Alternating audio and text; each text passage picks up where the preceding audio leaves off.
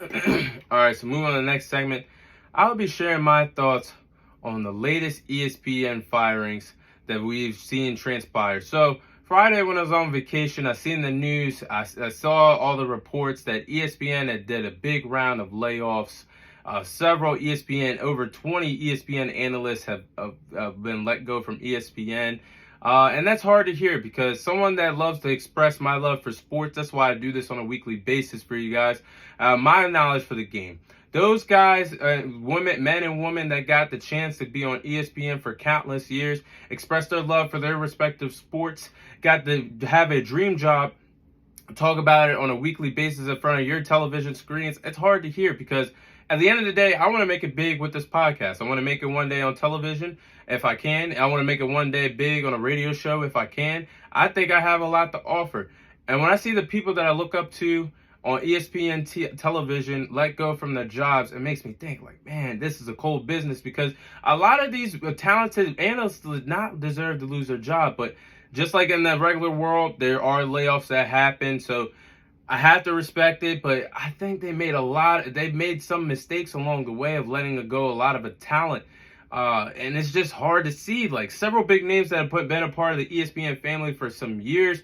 We have Jeff Van Gundy, who was great on ESPN television when NBA games were played. He has a lot of knowledge for the game. He was a great commentator, spilled his knowledge for the game of basketball, someone that's great to listen to. He knows what he's talking about when in the world of the NBA. It's going to be hard not to hear his voice, hear his commentary moving forward when NBA games are going to be on ESPN next season. Then you have Max Kellerman. Max Kellerman was one half of the tag team duo of First Take with him and Stephen A. Smith for years. They did a great job once Skip Bayless left the company, and they had a great run together. And he also had a lot of knowledge to bring to the sport of boxing as well. So it's still hard to see Max Kellerman go. Suzy Kolber was with ESPN for a long time as well. Jalen Rose, who is another guy that knows what they're talking about with NBA. He was on NBA Countdown with Stephen A. Smith and company. He had a lot to offer for the game of basketball, former NBA player himself.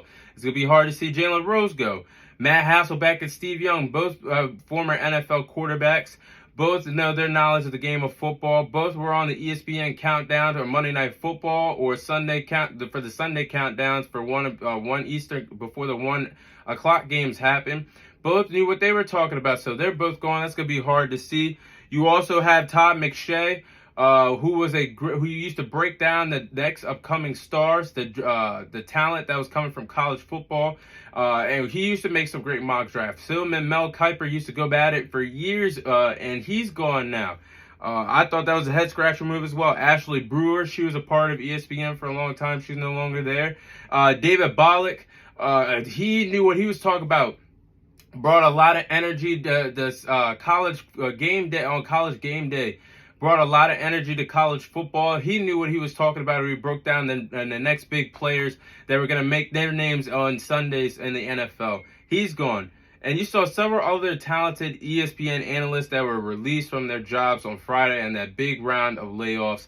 It's hard to see.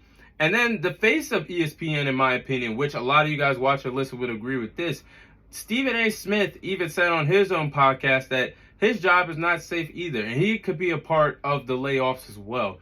So this is hard. In my opinion, the best place to watch sports is ESPN. They're the king of sports networks right now, and you're releasing all this talent. And if you lose Stephen A. Smith, they are in principal's office trouble. But at the end of the day, it is hard to see these respective analysts go. They bring a lot of talent to the table, and I've heard about the reports that these layoffs were coming. These were supposed to come months ago, but it got here now, just a few days ago. And the week before, which was crazy, the morning show that Keyshawn Johnson, who was also released from ESPN as well, he was there since he retired from the NFL. Another guy that liked to spill his love for the game of football on our daily television screens. He was like, so Keyshawn Davis, Max Kellerman, and Jay Williams all had a radio show on a weekly basis, and that show was canceled a week before the layoffs. And Keyshawn Johnson and Max Kellerman are no longer part of ESPN. Mind-blowing to me. And I know that ESPN is linked to Disney. Disney started their run with several layoffs weeks ago, but they had their layoffs, and they also started. They have also stated that ESPN has stated that they will try to save 7 figures per year and will have the budget to keep more behind the scenes employees, which at the end of the day, those behind the scenes employees do a great job as well. They're just as important as those respective analysts that I just said were fired. They do a lot of work behind the scenes, camera wise, editing wise, trailer wise, playing highlights while you speak wise. They do a lot of things behind the scenes for ESPN. So I can respect that in a business standpoint, that you want to save money to keep those guys behind the scenes, those guys and gals that do their job. But man, is it hard. And the only thing I can really think of that outside of a business standpoint that ESPN did this, where they cleared up cap space for Pat McAfee. Pat McAfee and his crew will be coming to ESPN very soon. Pat McAfee signed a 5-year, $85 million contract to go to ESPN. Or could we see the cap space cleared for Shannon Sharpe? Remember, Shannon Sharpe left undisputed at the beginning of June after the NBA Finals. He has not found a job yet. He's being patient, but he's still out there. Are you going to have him on the ESPN NFL Countdown? Are you going to have him be Stephen A. Smith's new tag team partner on First Take? These are some questions that the people that love sports need to know, ESPN.